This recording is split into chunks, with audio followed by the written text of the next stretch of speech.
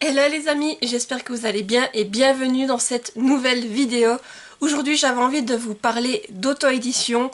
L'auto-édition, comment vous dire, c'est quelque chose que je trouve très important de mettre en avant car depuis plusieurs années j'en lis régulièrement et disons que dans l'auto-édition on peut pas retrouver de très belles pépites, de magnifiques histoires et je trouve que c'est important de mettre ces livres en avant. Et là, alors j'avais déjà fait une vidéo de ce type il y a quelques années où je vous avais présenté 10 livres. Je vous le remettrai dans le petit i si vous l'avez raté. Et là, je vais faire la même chose. J'ai repris 10 autres livres que j'ai envie de vous présenter, qui m'ont vraiment séduit, qui m'ont plu, où j'ai passé de bons moments de lecture. Et au cas où, si vous voulez vraiment découvrir tous les livres auto-édités que je vous recommande, eh bien j'ai une vitrine Amazon et là j'ai fait une catégorie auto-édition et vraiment tous les livres que j'ai lus en auto-édition, je les ai mis à l'intérieur, comme ça vous fait une petite sélection de livres auto-édités si ça vous intéresse. Mais en tout cas, comme je vous dis, je trouve que c'est vraiment, des fois on a des très belles découvertes en auto-édition et ça a été mon cas franchement. J'ai lu des livres, au départ, voilà, je pensais que ça allait être une bonne lecture, mais j'en suis ressortie bouleversée, ou vraiment des livres que j'ai trouvé incroyables. Et c'est pour ça que je trouve que c'est important de vous les présenter. Là j'ai fait une section de 10, ça a été difficile d'en sectionner 10. Mais voilà, au cas où, comme je vous dis, ils sont tous sur ma boutique Amazon.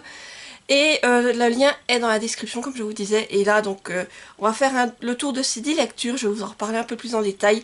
Et donc, c'est parti. Et le premier livre dont j'avais envie de vous reparler, c'est un livre qui m'a profondément bouleversée. C'est un livre très court, il fait moins de 100 pages. Mais j'ai envie de dire, ça suffit pour vous bouleverser. Il s'agit de Mississippi, au-delà des couleurs de Jean-Luc Conessa. Là, je montre la couverture. Et comment vous dire, alors ce livre, quand je l'ai reçu, au départ, j'avais lu la couverture, je me suis dit oui, parce que Jean-Luc, il m'envoie régulièrement ses romans. Et c'est vrai qu'au moment où il m'a envoyé celui-ci, je sais plus lequel était avec, et quand je l'avais reçu, je m'étais dit oui, c'est court, je vais le lire, mais c'est pas celui que je m'attendais à apprécier le plus, on va dire, vous voyez, comme ça. Parce que l'autre, je crois que c'était Mystère Mien, justement, ou j'ai un doute, ou Anaria, je sais plus exactement, mais quelque chose de un peu avec plus du fantastique. Et cette lecture, en fait, quand je l'ai découverte, ça m'a profondément retournée, j'ai envie de dire. C'était magnifique et disons qu'une fois que je l'ai lu, eh bien, je pense que parmi les livres que j'ai lus actuellement de Jean-Luc, il a une place particulière parce que vraiment, ce livre m'a retournée et je m'attendais pas du tout à ça. Surtout, comme je vous dis, il fait moins de 100 pages et c'est ça que je me disais, voilà, ça va être une petite histoire. Mais, comme je vous dis, ça suffit. Donc ici, si vous voulez, on est en 1800... Alors, juste que je retrouve ces notes au début, en 1859, en Louisiane.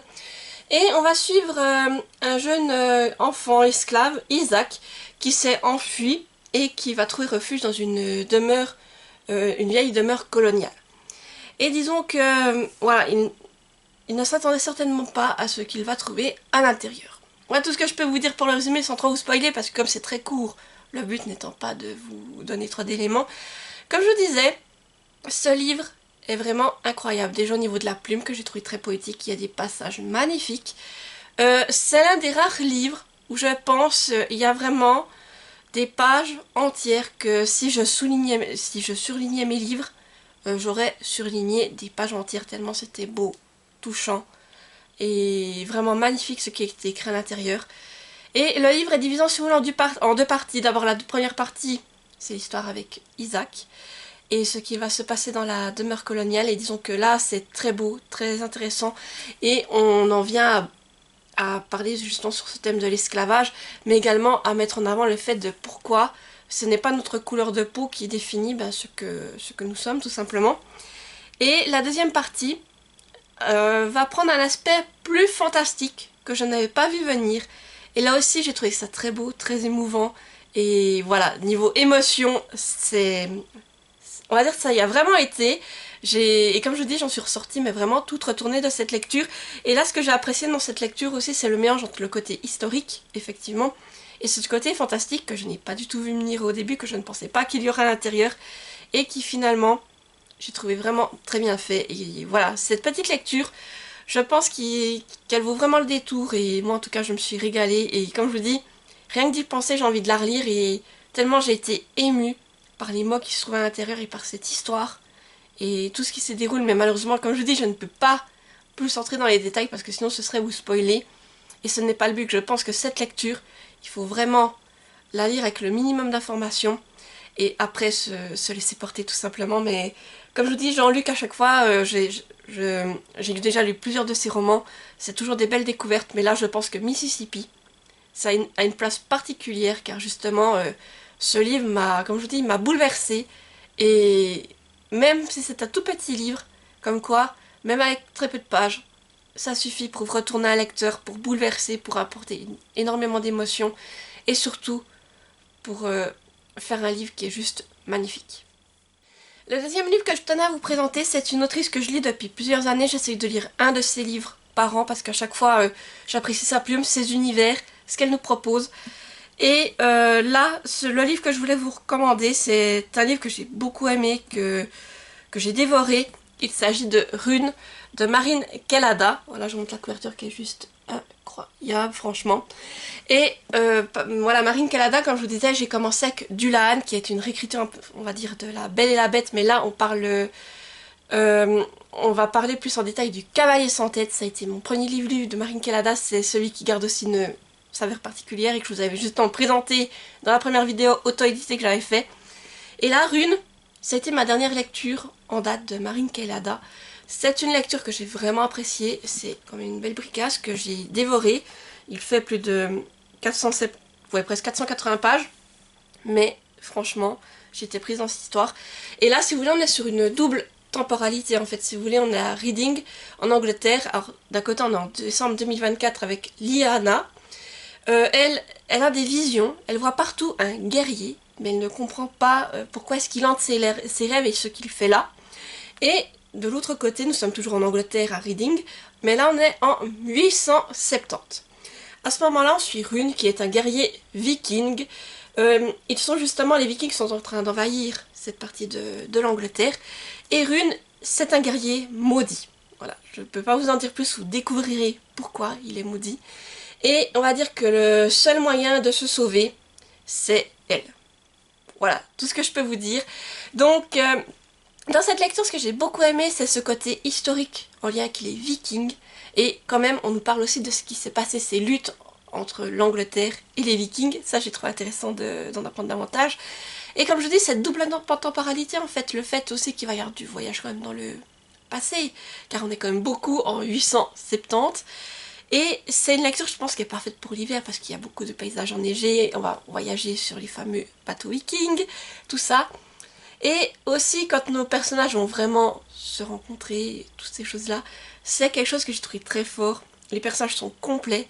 Et aussi, j'ai apprécié en apprendre plus sur Rune parce que Rune, dès le départ, on sait qu'il cache des choses, on sait pas quoi. Et quand on découvre tout, je me suis dit, mais waouh, c'est vraiment incroyable. Et voilà, je pense que connaissant l'autrice, ce qu'elle nous décrit là, c'est inspiré quand même de la mythologie nordique. Alors, ça m'a vraiment beaucoup plu. Et cette histoire, elle m'a aussi vraiment... Il y a eu des émotions, c'était palpitant, j'étais prise dedans. Je voulais savoir ce qu'allait arriver à nos personnages. Et je pense que si vous aimez tout ce qui est un peu double temporalité, comme je vous disais, avec quand même plus un axe... Oui, vous savez que c'est plus axé sur le côté viking, ça vous plaira. Et bien entendu, il y a toujours ce côté fantastique dans l'histoire de Marine Kellada. En tout cas, dans deux que j'ai lus, il y avait ce côté malédiction, que j'ai beaucoup apprécié pour le coup. Et aussi l'idée de comment venir à bout, au final, de ce mal qui ronge nos personnages. Et ça, c'est aussi ce que j'ai trouvé intéressant. Et l'objet livre ici est juste incroyable. Alors déjà au niveau de la couverture, mais à l'intérieur aussi. Si je vous montre juste... Alors vous voyez, là vous avez le début. Là vous avez les bateaux vikings, toujours en pied de page. Et vous avez également, pour les entêtes de chapitre, ici ces magnifiques corbeaux en lien avec la mythologie nordique, les corbeaux d'Odin, je ne sais plus exactement leur nom, mais aussi tout un lien avec la mythologie nordique, et ça j'ai adoré. Et comment vous dire, Marine Kellada, ça a toujours été de très bonnes découvertes. J'ai déjà lu, comme je vous disais, Dullahan, Cendre et Rune, pour le coup c'est mon troisième. Et cette année, j'ai prévu d'en lire un, justement, normalement ça devrait être une de mes lectures d'avril, en espérant que j'ai le temps de la lire en avril, mais je vais trouver le temps. Et du coup, je viendrai vous en reparler dans mon point lecture du mois d'avril, mais en tout cas, Rune, C'est... Voilà, alors je pense que Dulan, comme je vous disais, a une place particulière dans mon cœur, parce que c'est le premier Marine Kalada que j'ai lu et que j'étais captivée par cette histoire de, où c'est qu'on reprend le mythe du cavalier sans tête. Mais là, Rune, je pense aussi qu'il a une place importante, tout comme Cendre en fait. Je sais pas comment les classer parce que j'ai été tous beaucoup appréciés. Euh, Après Rune, ce qui m'a beaucoup plu, je pense, c'est ce côté viking, effectivement. Le côté mythologique qui est abordé et surtout le côté malédiction. Donc voilà, une très très bonne découverte et pareil. Je ne peux que vous recommander de lire Rune ou de lire même Dulan. Voilà, comme je vous disais, allez voir mon autre vidéo, vous verrez ce que j'ai dit à propos de Dulan. Alors après, comme je vous dis, ça fait 2 ans, alors je sais pas si je parlais des livres aussi en temps en détail que maintenant, mais au cas où, il y a aussi ma chronique qui est disponible sur le blog, et là vous aurez vraiment un avis détaillé sur Dulan, ou Cendre également. Mais je vous dis, allez jeter un œil à ce qu'écrit l'autrice, parce que chaque fois elle nous propose des univers qui ont l'air incroyables. Et je dois dire que mon objectif petit à petit, c'est en lisant un par an. Alors je sais qu'elle en sort aussi un par an, mais c'est d'essayer de lire un peu tous ces livres. Et voilà, donc pour cette année, je sais déjà lequel je vais lire, mais pour l'année prochaine, voilà, il va falloir décider. Je peux vous dire qu'il y en a plusieurs qui me font vraiment envie, notamment le tout dernier qui est sorti. Mais allez faire un tour et vous verrez de quoi je parle. Mais comme je vous dis, Marine Kalada, j'adore sa plume. Et vraiment, je vais continuer à suivre toutes ses parutions et aussi me pencher davantage sur les livres qui sont déjà parus et qui me restent à découvrir. Un autre livre que je voulais vous présenter, j'ai terminé, c'est une saga, là. Et j'ai terminé la saga l'année passée. C'est une saga que j'ai adorée, une trilogie que j'ai adorée. Et qu'il fallait que je vous reparle, car vraiment, elle vaut le détour. Si vous aimez en plus tout ce qui est fantasy, je pense que ça va vous plaire. En plus avec de l'aventure, vraiment une histoire qui est palpitante. Il fallait que je vous reparle de Tibéria. Donc là, j'ai pris le tome 1, Les Protecteurs de David Chop. Et voilà, donc la couverture qui est sublime. Et donc là, on est sur une trilogie. En fait, Tibéria, c'est une contrée. Il y a 300 ans, cette région a subi le grand cataclysme. Je vais réussir à parler, ne vous en faites pas, je sais pas, il y a des fois ça a du mal à sortir. Et comme je disais, cette région a vécu le grand cataclysme il y a 300 ans. Et ça a fait en fait que les différentes contrées se sont éloignées et maintenant elles sont seulement accessibles par des ponts. Suite à cela, c'est le roi Larsam qui gouverne et qui, voilà, le pays a retrouvé une certaine harmonie, on va dire, mais un jour, on va suivre le jeune Nedfer qui vit dans un petit village un peu éloigné, et il va aller dérober un livre chez la mage du village. Et là, il va commencer à lire ce livre, et on va dire que tout ce qu'il connaît va commencer à vaciller. Voilà tout ce que je peux vous dire. Mais en tout cas, voilà, alors le premier tome, il fait plus de 500 pages, mais comment vous dire, c'est 3 pavés, mais c'est 3 pavés que j'ai dévorés, que je n'ai pas vu passer les pages, quoi, en fait, que je voulais connaître la suite. Et si je pourrais juste vous montrer la carte pour vous montrer à quoi ressemble exactement Tibéria, pour que vous puissiez vous faire une idée. Voilà, vous avez donc ici la carte, et vous voyez, donc on a toutes ces régions qui sont séparées et seulement reliées par des ponts, en fait, qui permettent d'atteindre les autres régions, donc voilà. Et là, au milieu, on a ce fameux roi Larsam qui dirige.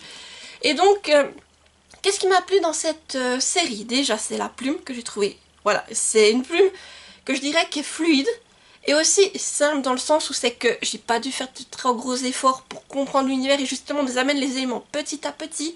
Parce que même si je vous disais c'est une trilogie, c'est quand même des tomes assez importants, donc en 500 pages on a le temps de vous amener pas mal d'éléments.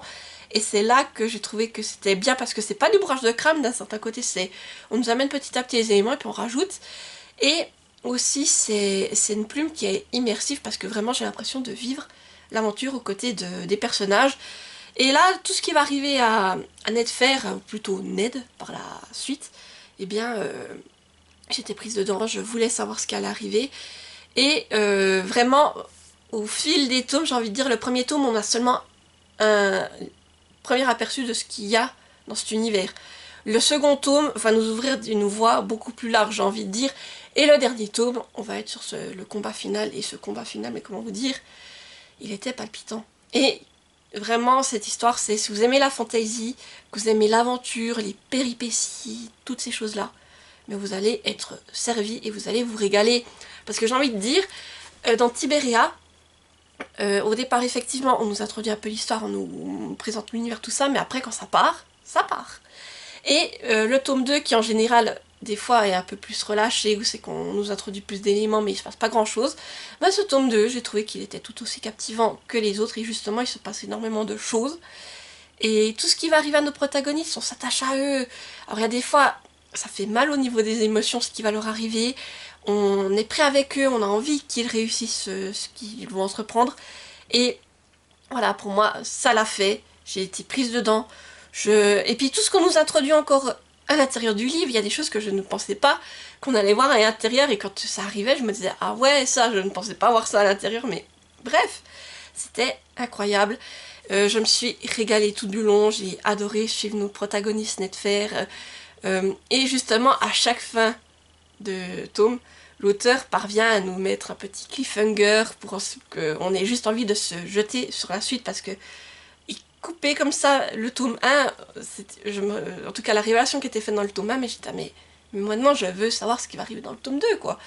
Et, euh, et vraiment je me suis régalée et j'appréciais découvrir tous les détails un peu sur cette région en fait, sur Tibéria, et ses différentes contrées si l'on veut bien parce que chaque contrée est différente, ses habitants aussi, certaines particularités que je vous laisserai découvrir, mais ouais, je me suis tout simplement régalée, j'ai passé un très très bon moment, et voilà, et là j'ai un autre livre de l'auteur de ma pile à lire justement que j'ai reçu, et j'ai hâte de découvrir son nouvel univers et ce qu'il va nous présenter. Et voir, voilà, là aussi on sera plus, je pense, sur la science-fiction, donc voir comment est-ce qu'il a aussi changé un peu de style, parce que c'était, comme je disais, de la fantasy. Mais vraiment, j'ai hâte de suivre ce que va faire David Klopp par la suite, et vraiment, Tibéria, je ne peux que vous le recommander, parce que si vous aimez la fantasy, et comme je vous dis, l'aventure, tout ça, vous allez vous régaler. Une autre saga que je ne peux que vous recommander, et que je me suis régalée tout au long de la lecture, c'est le dernier oracle d'Enora Curtin. Et donc, je vous montre la couverture. Et là, on est sur une saga de 5 tomes. J'ai commencé à lire la saga l'année passée. Et je peux vous dire que je viens de terminer le dernier tome. Et que, voilà, c'est pour ça que je l'ai mis dans cette sélection. Car je voulais avoir des sagas terminées à vous présenter si je vous présentais les sagas. Et là, je me suis tout simplement régalée aussi. Là, on est à Erenia. C'est aussi une histoire de fantasy. Mais Erenia, c'est l'antique cité du désert.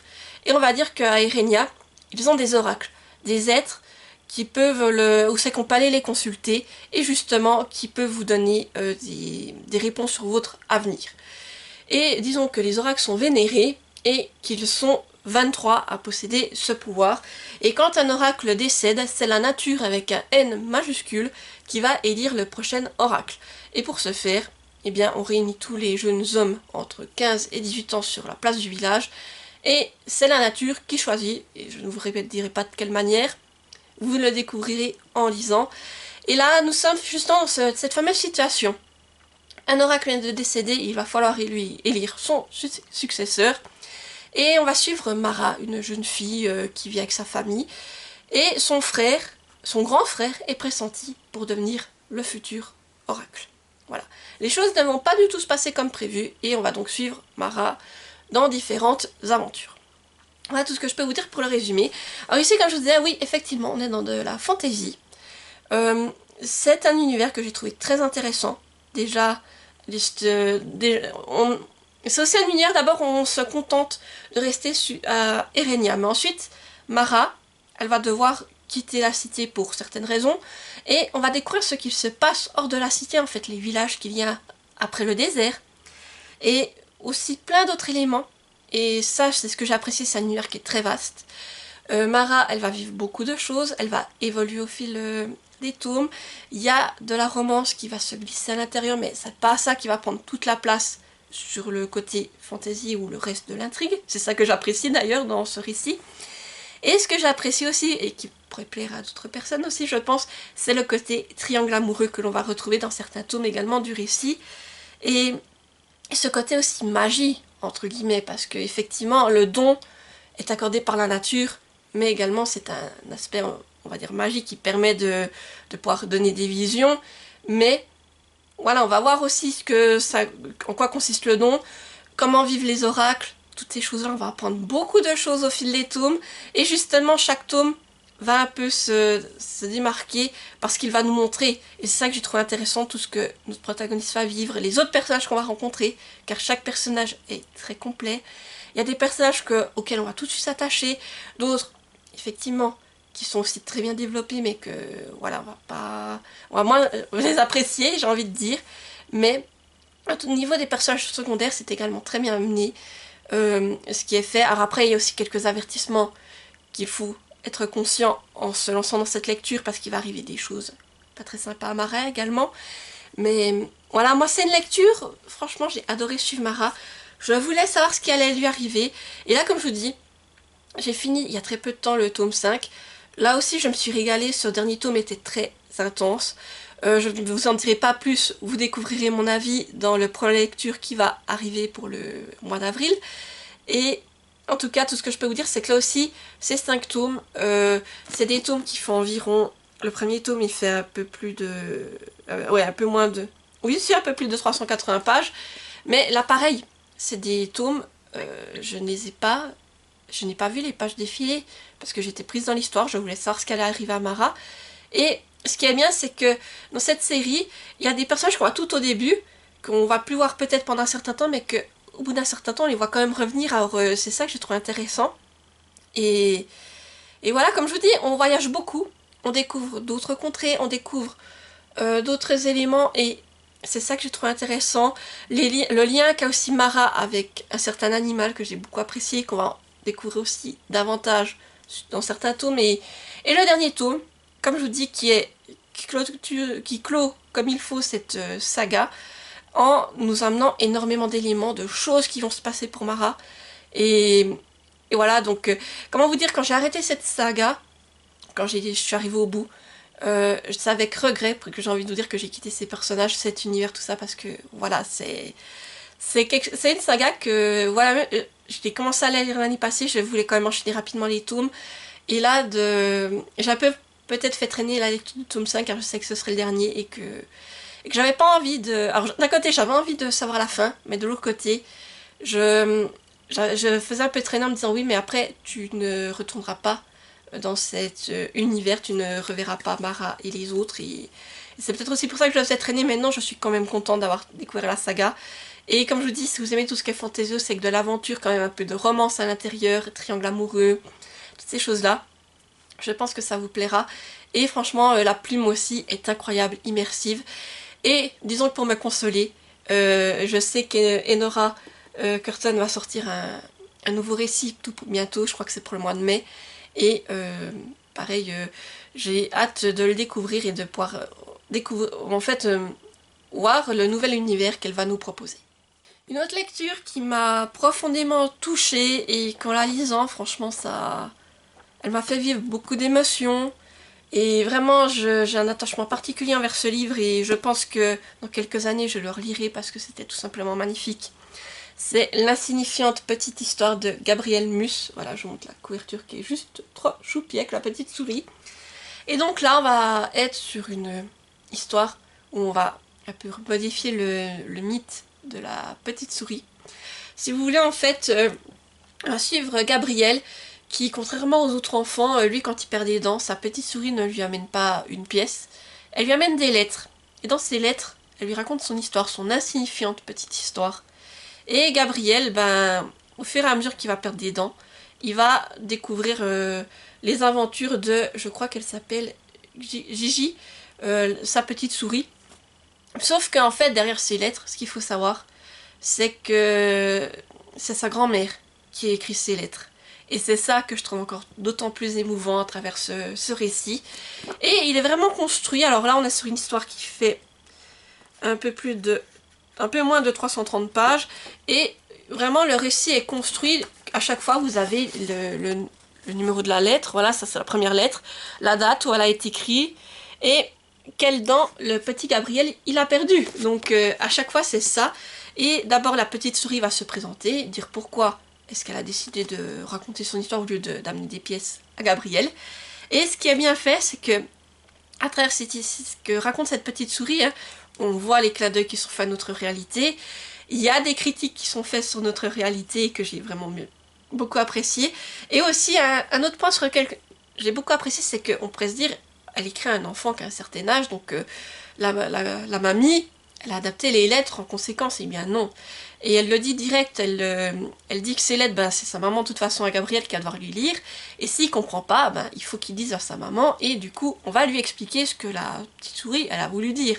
Elle ne veut pas commencer à... Voilà, et ça je trouve que c'est bien fait, le fait de dire, non, en fait, on garde un vocabulaire quand même plus normal. Mais un enfant peut tout à fait comprendre, surtout en sachant que c'est un adulte qui va lui lire, il faut juste qu'il pose les questions et on va lui expliquer, et comme ça, il peut tout à fait comprendre ce qui est dit dans les lettres. Et ça, j'ai trouvé que c'était très bien fait. Et bien entendu, en fait, ce que raconte Gigi, en fait, c'est entre guillemets ce qu'a vécu la grand-maman. Et donc, à un moment donné, on va passer par la période de la Deuxième Guerre mondiale, qui est aussi tout mis... Parce qu'il faut se dire que cet univers, en fait, on est dans un univers de souris. Donc j'ai trouvé que cet univers de souris est très bien fait.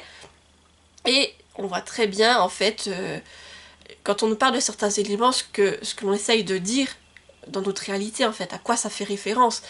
Et le point Seconde Guerre mondiale fait du point de vue souris, j'ai aussi trouvé que c'était très intéressant, c'était, voilà, bien réalisé. Et ces lettres sont très touchantes parce que on voit tout ce qui arrive à Gigi au fil du temps, à notre petite souris, et c'est vraiment très intéressant. Et puis vraiment, on commence pas tout de suite avec l'histoire de Gigi, on va un peu plus loin. Gigi, elle raconte d'abord un peu ce qui s'est passé avec ses parents, puis comment ses parents se sont rencontrés, et ensuite comment elle est arrivée. Et on voit qu'elle n'a pas eu une vie très facile, Gigi. Et après, quand Gabriel va perdre sa dernière dent, le dernier message de Gigi va un peu expliquer ce qui s'est passé après, vu que ce sera la dernière lettre, eh bien il y aura quand même cette notion qu'est-ce qui est arrivé à Gigi par la suite. Et il y a aussi quelques petites références qui sont faites à la grand-mère que j'ai trouvé très bien amenées, parce que quand on sait qui est l'auteur des lettres, eh bien voilà, c'est très très bien fait, très bien écrit. On se plonge dans cet univers avec Gigi et les autres personnages qui vont l'accompagner, et oui, c'est touchant. Il y a des moments plus difficiles que d'autres, on va aborder certains sujets qui sont plus complexes, et j'ai trouvé que c'était très bien fait. J'ai adoré suivre les lettres de Gigi et aussi voir l'évolution des lettres, parce que des fois certaines lettres vont avoir moins d'écart entre elles, des fois il va y avoir peut-être 6 mois à une année avant qu'une nouvelle lettre arrive, et j'ai trouvé déjà l'idée de correspondance, que c'était très bien, mais aussi cet univers de souris, en fait, pour raconter, entre guillemets, ce qu'a vécu la grand-maman, c'est aussi très bien fait. Et vraiment, cet univers, j'arrivais très bien à m'imaginer dans comment vivaient les souris, comment ça se passait chez elles, et oui, ça m'a beaucoup plu. Et je pense que ça, c'est pareil, c'est un livre... plus là, si vous voulez, un peu un côté plus historique, si on veut bien, parce que effectivement on se replonge dans le passé, mais tout en gardant un peu ce côté réécriture de revisite de la petite souris, j'ai envie de dire, et avoir des émotions et en même temps vivre certains passages plus compliqués, mais des passages aussi très beaux. Je pense que c'est une lecture qu'il faut lire une fois dans sa vie, et franchement, comme je vous dis, ce livre, quand je l'ai lu, c'est d'abord le côté correspondance et revisite de petite souris qui m'a vraiment attirée. Et je ne pensais pas vivre autant d'émotions et autant m'attacher à cette petite souris que ça a été le cas. Et comme je vous dis, cette petite Gigi, quand on voit tout ce qu'elle a vécu, eh bien franchement, chapeau. Et d'autant plus après de se dire, en fait c'est l'histoire de la grand-maman, vu que nous on sait, on est dans la confidence. Mais c'est très beau. Et voilà, comme je vous dis, il faut le lire une fois dans sa vie, je ne peux que vous le recommander franchement. Prenez le temps de lire ce livre parce que franchement ça vaut le coup. Et vraiment, c'est une très belle plume et une histoire très belle. Une autre lecture que j'ai aussi beaucoup appréciée, qui m'a fait passer un bon moment là, plutôt feel good, il s'agit de La Case des sorcières de Lydia Ramos. Voilà, je vous montre la couverture qui est aussi sublime. Et là, alors comme je vous dis, oui, on est plutôt dans un roman feel good, et on va suivre 6 femmes qui sont âgées de entre 23 et 52 ans. Elles ne se connaissaient pas au début, et elles décident de partir ensemble aux Saintes, aux Antilles, pour une semaine de vacances grâce à un site qui propose justement, qui s'appelle Copines de voyage, je crois. Et ce qui devait être au départ un simple séjour de détente entre nouvelles copines va se transformer en aventure mystérieuse et initiatique. Voilà, donc c'est une lecture très courte, elle fait un peu plus de 120 pages, et donc on va suivre ces femmes qui vont se rencontrer et découvrir qu'elles ne sont pas arrivées là par hasard. Alors, ce qui est intéressant, c'est qu'on va voir le lien qui va se créer entre elles, et aussi il va y avoir un lien avec un peu un aspect historique que j'ai beaucoup apprécié, et un côté un peu, voilà, un peu fantastique, j'ai envie de dire, et tout ça, ça m'a beaucoup plu. Et aussi, on va découvrir un peu cette fameuse île des Antilles. Ça, j'ai voyagé, c'était magnifique, hein. Moi, je me croyais en vacances, hein, comment vous dire, je voyais ces paysages.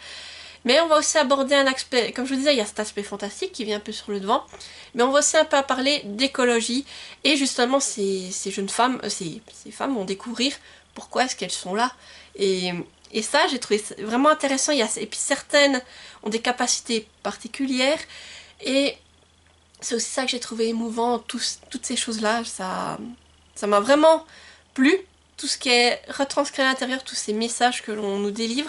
Et disons que ce qui est intéressant, c'est que comme ça se termine, il y a possibilité qu'il y ait une suite par la suite, et là, dans une autre région, pour des vacances également, je pense.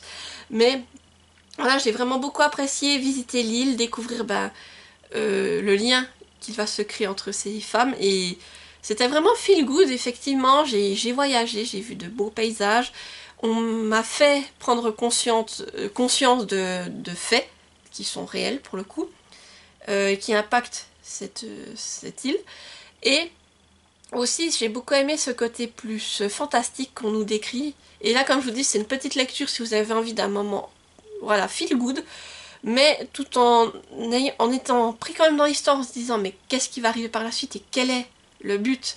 Pourquoi est-ce que ces femmes ont été réunies à cet endroit? Eh bien, je vous laisse le lire, car franchement, ça vaut le détour. La plume était intéressante, immersive. Et j'étais prise avec elle, comme je vous dis, chaque fois qu'il se passait quelque chose, j'avais l'impression d'être là, de voyager d'un certain côté, de visiter, mais également d'être là pour comprendre ce qu'il se passait également plus en détail. Et vraiment, j'ai adoré. Et comme je vous dis, si vraiment là, il y a une suite qui arrive, eh bien je n'ai qu'une envie de vous dire, oui, je sais plus parler. J'ai envie de vous dire que j'ai hâte de la découvrir également si un jour on retrouve nos protagonistes dans de nouvelles aventures. J'avais aussi envie de revenir sur une lecture que j'ai faite cette année et qui est dans un autre style par rapport à ce que je vous ai présenté. Là, on est plus sur du thriller et une ambiance huis clos. Et ça avait été vraiment une découverte très intéressante, prenante. Il s'agit de Sombre et son ombre, le couloir des murmures de Greg Lorick. Je vous le mets ici car ce livre, je l'ai lu en numérique. Et donc, ici, nous sommes au pensionnat Graven qui est perdu au milieu des montagnes. On va suivre Elena qui va devoir intégrer son pensionnat. Alors, elle va découvrir l'ambiance qui règne à Graven. Et aussi, très vite, elle va être confrontée à des éléments mystérieux, notamment la nuit. Elle entend des bruits bizarres dans le pensionnat, des bruits que personne d'autre ne semble entendre. Et plus mystérieux encore, elle assiste à la disparition de certains élèves, mais les autres pensionnaires ne semblent pas s'en être rendu compte, et pire encore, ils ont l'air d'avoir oublié la personne qui a disparu. Donc Elena va essayer de comprendre ce qu'il se passe dans son pensionnat et qu'est-ce qui arrive aux élèves qui disparaissent. Et donc c'est une lecture que j'ai trouvée vraiment intéressante déjà par son ambiance, car on mélange un peu, il y a ce côté fantastique, il y a le paranormal et il y a le thriller qui sont intégrés à l'intérieur. Et ce mélange, ça m'a déjà parlé, j'ai beaucoup apprécié cette ambiance. Il y a des moments, j'ai frissonné tout simplement parce que il y a des scènes, ça m'a fait froid dans le dos, surtout de les lire de nuit. Et il y a toujours ce mystère que voilà, j'avais envie de savoir ce qui se passait dans ce mystérieux pensionnat. Et il y a des éléments qui arrivent très vite et je me disais non mais ça va pas s'arrêter là quand même. Et après, chaque fois, il y a un nouvel élément qui se rajoute par-dessus, et je me disais, ah ouais, à chaque fois, on pense que le mystère va être résolu, et ben non, ça pourrait pas être aussi facile que ça, j'ai envie de dire. Mais c'est très intéressant. En plus, Elena va faire des rencontres au pensionnat Graven, va se constituer un petit groupe d'amis auxquels on s'attache également. Et quand on sait vraiment ce qui se passe dans ce pensionnat, disons que ça fait frissonner. Et je m'étais imaginé pas mal de choses dans ma tête, mais j'avais pas... Juste, en fait, l'auteur est parti sur certains éléments que je n'avais pas imaginés. Et après, pareil, quand on sait tout cela, ce qu'il faut pour en venir à bout, pareil, c'était très intéressant. J'étais vraiment prise avec nos personnages et j'avais peur pour eux de me dire est-ce qu'ils vont arriver à leur fin en fait. Et le dénouement final, il est quand même émouvant, il est captivant, émouvant ce qui se déroule, et apprendre encore quelques chapitres qui nous permettent de suivre ce qu'il se passe après notre dénouement final et savoir un peu ce qui arrive à nos protagonistes, et j'ai trouvé vraiment intéressant. Après l'histoire, c'est une plume qui est particulière, j'ai trouvé, alors des fois c'est un peu répétitif, mais j'ai trouvé que c'était pas dérangeant. On se fait à la plume au fur et à mesure, et c'est une histoire aussi que moi qui aime tout ce qui est du détail, je veux dire le pensionnat Graven c'est un vieux bâtiment et il y a certaines scènes où on nous décrit vraiment comment ça se déroule et il y a pas mal de détails et c'est vrai qu'alors moi qui aime en avoir sous la dent, là j'avais du détail comme je vous souhaitais, même des fois un peu trop, et je dois dire que des fois certaines scènes étaient tellement décrites que dans ma tête je me les imaginais d'une certaine manière. Et en fait, après on rajoute un élément, je me disais, ah ouais, alors moi je le voyais pas comme ça, et voilà, c'est pour ça que je vous dis, c'est une plume, au départ, il faut s'y habituer, mais une fois que c'est fait, eh bien, on est pris dedans, et on a envie de savoir ce qui se passe dans ce pensionnat, en fait, et tout ce qu'on y découvre ensuite, comme je vous dis, il faut penser qu'après on aura ce côté un peu paranormal qui va arriver, le côté fantastique, et après aussi, pareil, pour la temporalité, au départ, on sait pas vraiment en quelle année on est.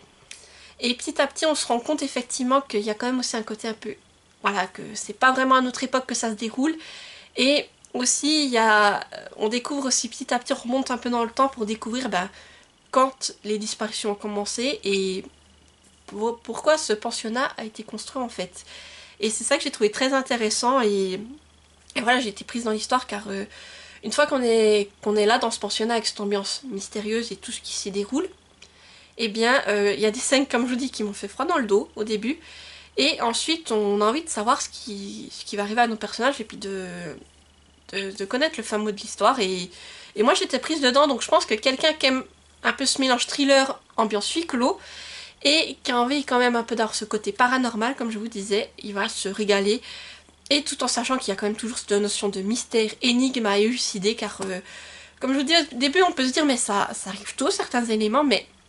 Après, étant donné ce qui va se passer par la suite, c'est pas que ça arrive tôt, c'est qu'après il va y avoir toute une réflexion qui va devoir être faite pour pouvoir arriver à contrecarrer les nouveaux éléments qui viennent s'ajouter, j'ai envie de dire. Et c'est ça qui fait que vraiment à chaque fois il y a quand même toujours des rebondissements. Et jusqu'au bout, on est tenu en haleine en se disant mais est-ce que on va vraiment réussir à... Voilà, est-ce que nos fameux protagonistes vont réussir à arriver au bout de leur quête et voilà. Donc vraiment, pour moi, ça a été une histoire prenante et frissonnante à la fois et vraiment avec du mystère. Et moi, c'est vraiment tout ce qui m'a plu dans ce récit. Et j'ai passé un très bon moment en lecture. Et si l'auteur sort de nouveaux livres, parce que je crois que pour le moment, c'est son seul roman paru, je serais curieuse de voir l'univers qu'il va le nouvel univers qu'il va nous concocter, tout simplement. Une autre lecture qui m'a profondément marquée, et là on est plus sur un côté dystopique, mais plutôt primitif, je dirais. Il s'agit des Gardiens du cycle d'Achille Esqueril. Alors je monte la couverture, voilà, qui est vraiment aussi superbe. Et là, en fait, il faut se dire qu'on est dans un univers où la société du cycle a renoncé au métal et à l'électricité. Et pour survivre face à un climat qui est intraitable, on prône l'unité absolue du groupe. Donc pour ce faire, chaque année, les villages sont recomposés de force. C'est-à-dire que chaque année, vous devez quitter votre village et on vous replace dans un autre où vous allez être mélangé avec de nouvelles personnes. Et pareil, après pour les enfants, en fait, on va amener les enfants et les enfants vont choisir une mère de substitution pour l'année en question. Voilà. Et là, dans cet univers qui est, voilà, où l'amour et les sentiments ne sont pas vraiment bien vus, on suit Almile, qui, elle, justement, elle vit pour ses sentiments, en fait. Elle a envie de tomber amoureuse, même si elle a envie de vivre des choses qui sont fortes, même si c'est tabou chez elle. Et aussi, Almile, elle est curieuse, et malgré les tabous, elle cherche à comprendre, ben, à comprendre l'origine des enfants, parce que les enfants, on les ramène dans le village, et ils ont déjà un certain âge, et on leur dit, bah maintenant tu choisis une maman pour cette année, et puis après, ben, faut faire avec. Et tout ce questionnement va faire qu'Almile va vraiment chercher à découvrir certaines choses, et disons qu'elle n'est pas prête à ce qu'elle va découvrir, on va dire. Voilà tout ce que je peux vous dire pour cette lecture. Alors après, ici, j'ai trouvé que c'était une lecture très intéressante, déjà, voir comment on vit dans cette société, où effectivement, c'est vraiment... on sait qu'on va vivre un an avec ces personnages dans un village, et que l'année prochaine, on change, et même si on nous attribue un enfant, l'enfant l'année prochaine, il est plus avec nous. Voilà, et lui aussi va partir ailleurs, et... Et c'est ça que se dire, mais comment est-ce qu'on peut vivre dans des sociétés pareilles et après voir la place que chacun occupe. Et justement, on voit Almile, qui ne suit pas du tout l'évolution en fait qui est prévue. En fait, elle voudrait s'attacher aux gens, etc. Et elle va découvrir, comme je vous dis, petit à petit, elle est curieuse, elle a envie de savoir d'où viennent les enfants qu'on lui ramène. Et pourquoi, en fait, est-ce qu'on n'a pas le droit de s'attacher à quelqu'un? Pourquoi est-ce qu'on ne peut pas ressentir l'amour, ces choses-là? Pourquoi est-ce que c'est tabou? Et quand elle a ses réponses, on va dire, il y a des moments qu'elle va vivre qui sont juste horribles, mais on découvre en fait comment tourne cette société et tout ce qui se cache en fait derrière. Et voilà, alors là, je peux pas vous en dire plus, mais disons que c'est intéressant et à la fois c'est horrible ce qu'on y découvre. Et Almile, elle va vivre beaucoup de choses et après on va encore suivre d'autres personnages dont je ne vous en dirai pas trop. Mais et là aussi on découvre pourquoi est-ce qu'on suit ces personnages et le lien qui les unit, toutes ces choses-là. Et c'est très bien fait, c'est une plume qui est prenante. C'est un livre qui fait plus de 560 pages, mais on est pris dedans et cette société, on en apprend toujours plus à son sujet. Et tout ce qu'elle cache, qu'elle dissimule, c'est... voilà, moi j'ai été prise dedans, je voulais savoir tout ça. Je suivais Almile, je voyais certaines choses horribles. Et après, quand on suit d'autres personnages, là aussi je me disais, mais pourquoi maintenant on les suit eux? Et quand on a les réponses, waouh! Et et vraiment tout ce qui est mis dans cette histoire, j'ai trouvé ça intéressant, ce côté dystopique, m'a plu. Ce dystopique, comme je disais, oui, comme on dit, oui, primitive, en fait. Et aussi, voilà, voir comment tourne cette société et tout ce qui se cache, en fait, qu'on ne dit pas aux fameux villageois, eux qui font juste leur tournus. Vraiment, quand on a tous les éléments de la société, c'est vraiment intéressant. Certains points sont horribles, mais voilà, on voit tout ce qui est caché, qui est dissimulé, et moi ça m'a vraiment plu. Et pareil, ce livre, je pense que je me le garde de côté parce que dans quelques années j'ai envie de le relire, j'ai envie de me replonger dans cet univers et de revoir trouver cette société. Et je pense que si vous aimez tout ce qui est dystopie, mais que vous avez envie de... là c'est en plus c'est un one shot, d'avoir tout ce que cache cet univers sur un seul tome.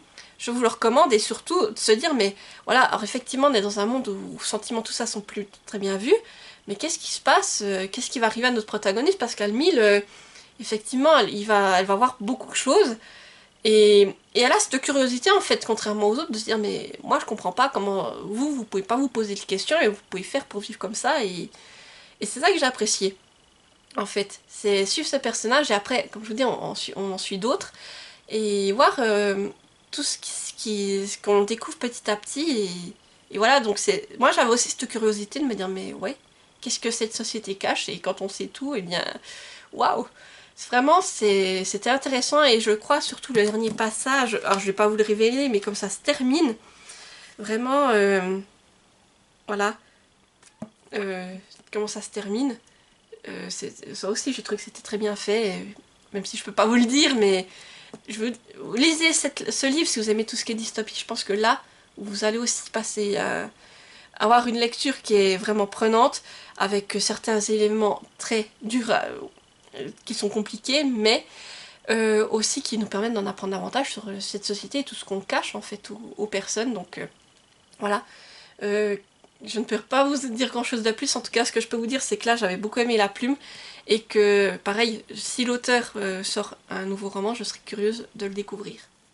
Un livre que j'ai lu aussi il y a quelques années, que j'avais beaucoup apprécié et qui vraiment, j'avais apprécié le mélange entre fantastique, si on peut dire ça, et historique, c'est Le cas singulier de Benjamin T. de Catherine Roland. Je vous montre la couverture.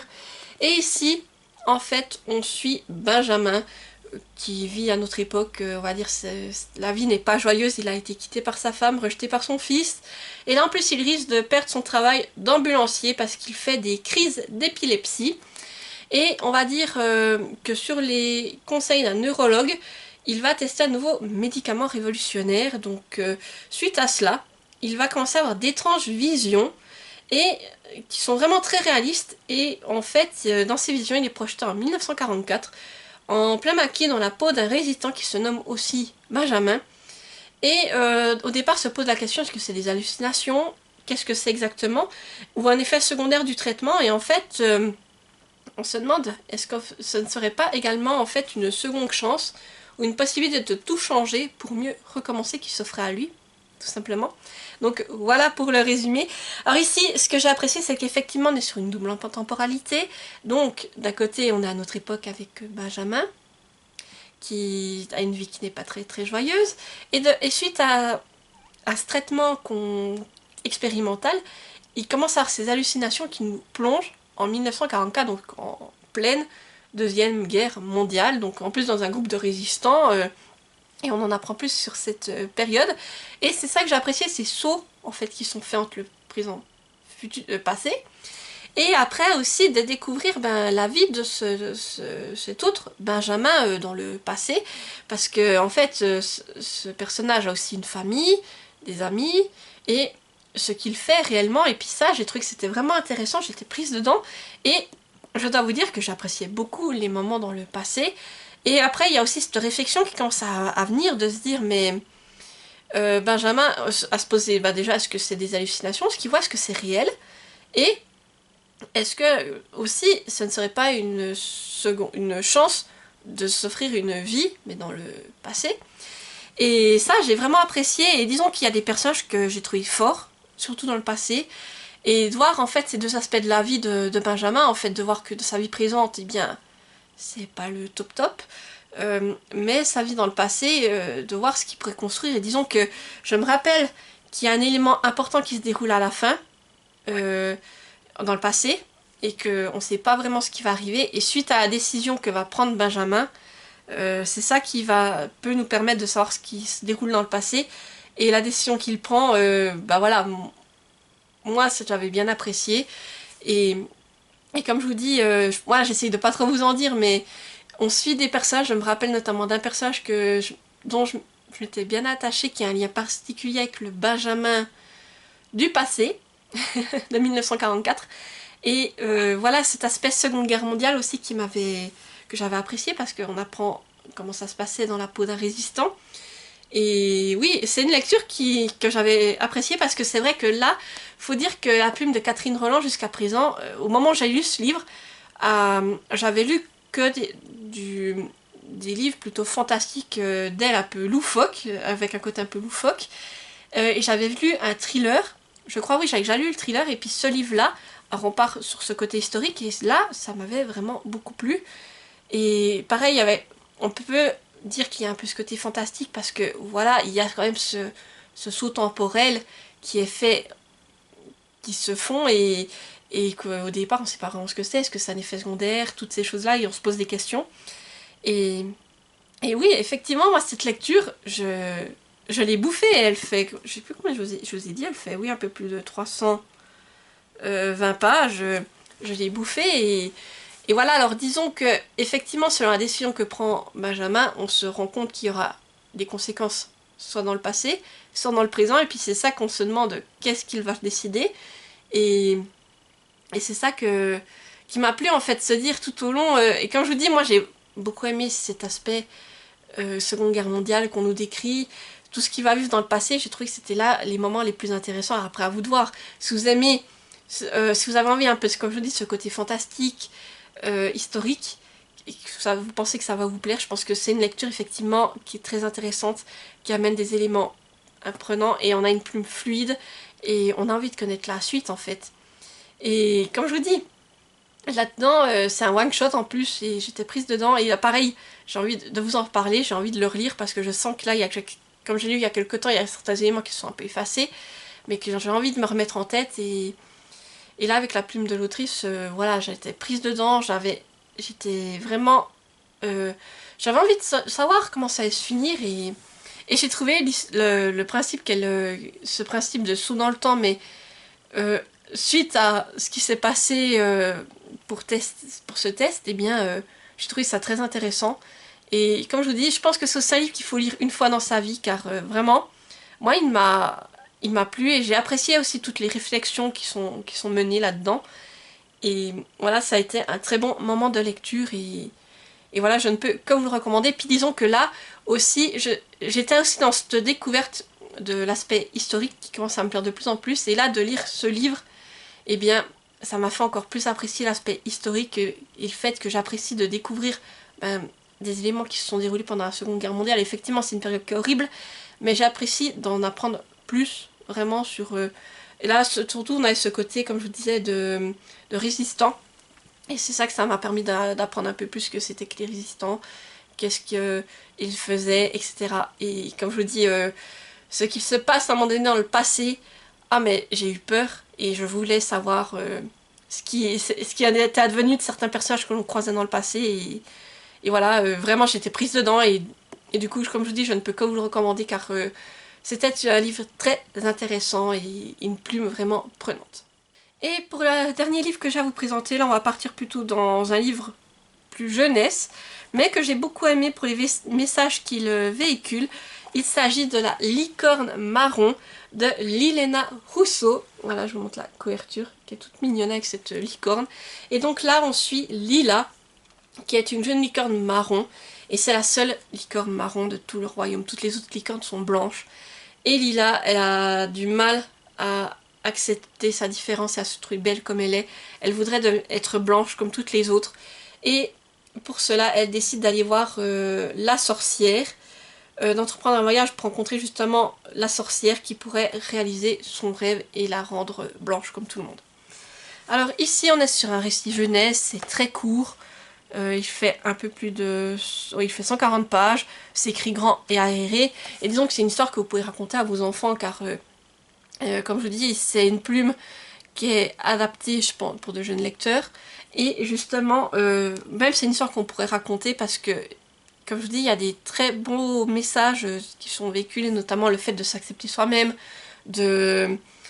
voilà, de s'accepter soi-même. Et puis aussi, on voit que les autres, en fait, tu demandes, mais pourquoi tu veux être comme les autres, en fait, alors que tu es très bien comme tu es. Et c'est ça que j'ai trouvé très beau, et puis ce que va vivre Lila au fil de son aventure, parce qu'il y a le voyage jusque-là chez la fameuse sorcière, et aussi elle va faire des rencontres, et ça aussi c'était très intéressant de voir ça. Et aussi pendant ce voyage, Lila, elle va commencer à réfléchir, se dire, mais voilà, c'est vrai, pourquoi est-ce que les autres me disent ça, pourquoi est-ce qu'elle n'arrive pas à s'accepter comme elle est. Et aussi après la rencontre avec la sorcière, il y a aussi certains éléments qui vont la faire réfléchir de nous aussi, et je trouve que c'était très beau. C'était en plus, le fait d'avoir une licorne marron, moi ça m'a plu, quoi, je veux dire, et je pense qu'à un enfant ça parle, tout simplement. Donc c'est une très belle petite histoire qui est vraiment touchante, intéressante, et comme je vous dis, les rencontres que fait Lila, ça m'a plu, et aussi l'évolution de Lila au fil de l'aventure, car vraiment Lila, elle vit très mal sa situation en fait d'être une licorne marron. Quand toutes les autres sont blanches, elle le vit très mal, et ça on peut se comprendre. Mais après, on voit aussi comment elle va petit à petit s'accepter elle-même, et Et même ce que les autres, il n'y a pas à se regarder les autres, lui dire mais tu es très belle comme tu es, pourquoi veux-tu devenir blanche et tout ça. Et voilà, je trouve que c'était très beau, très bien fait. Et puis effectivement c'est un livre qui est tout mignon pour les enfants en fait. Il se passe des choses, il va arriver des péripéties à notre licorne et on va voir aussi tout le travail qu'elle va faire aussi et les réflexions qu'elle va avoir au fil de l'aventure. Donc je trouve que c'était tout mignon. Et pour moi, je veux dire, c'était une lecture qui était une lecture jeunesse agréable en tant qu'adulte. Moi, en plus, le fait d'avoir une licorne, ça m'a plu. Mais je pense qu'effectivement, c'est aussi un livre très agréable pour lire si vous avez des enfants. Avec cette histoire avec les licornes, et je pense que c'est une plume qui est vraiment accessible. Et puis même des enfants qui sont en train de commencer à lire. Alors effectivement, c'est peut-être un peu gros, mais je pense qu'avec de l'aide, ça peut être un livre qui peut être très agréable à découvrir pour eux. Et en plus, avec un personnage principal comme une licorne, eh bien, je pense que ça peut que leur plaire et leur permettre de passer un très bon moment. Et là, pareil, Lilena, j'ai aussi lu son autre récit avec les aventures de Piet. Et là, pareil, c'est aussi une histoire qui est toute mignonne. On est sur une autre thématique, d'autres messages qui sont passés, mais c'est une lecture qui est tout autant intéressante et avec laquelle je me suis régalée. Donc vraiment, si vous cherchez des livres à lire pour vos enfants, je pense que les livres de Lilena sont totalement adaptés et que voilà, moi j'ai pris la licorne parce que voilà, j'aime beaucoup cette créature fantastique et c'est pour ça que j'avais envie de vous en reparler. Mais au cas où, comme je vous disais, les autres livres de Lilena que j'ai lus sont également dans ma boutique Amazon si vous voulez les découvrir. Et voilà, donc c'est une lecture jeunesse que je trouve vraiment sympa et puis comme ça me permet aussi de vous représenter différents styles à travers cette sélection. Et voilà, j'arrive au bout de cette vidéo, j'espère qu'elle vous aura plu. N'hésitez pas à me dire en commentaire si vous avez d'autres livres auto-éditables à me recommander. Je suis toujours preneuse et je serai ravie de les ajouter à ma wishlist. Et n'hésitez pas non plus à me dire si un de ces livres vous fait envie, lequel vous tenterez le plus en fait parmi cette sélection. Et si vous êtes trop timide pour laisser un commentaire, vous pouvez me mettre un emoji. Donc là, en emoji, alors je réfléchis en fonction des livres que j'ai ici. Donc le premier que je prends, c'est les gardiens du cycle. Alors vous pouvez me mettre une tête de mort. Voilà. Alors, pourquoi la tête de mort? Je vous laisse lire le livre si vous voulez le savoir. Là, si vous trouvez un oiseau et une petite souris, tout simplement, parce que Gigi, franchement, c'était un personnage incroyable. Et comme d'habitude, n'hésitez pas à mettre un petit pouce en l'air pour soutenir la vidéo, à activer la petite cloche pour ne pas rater celles qui vont suivre, et à vous abonner car ça fait toujours plaisir et ça permet à d'autres personnes de découvrir la chaîne. Et moi, sur ce, je vous dis à mercredi prochain pour une prochaine vidéo et portez-vous bien. Bye bye!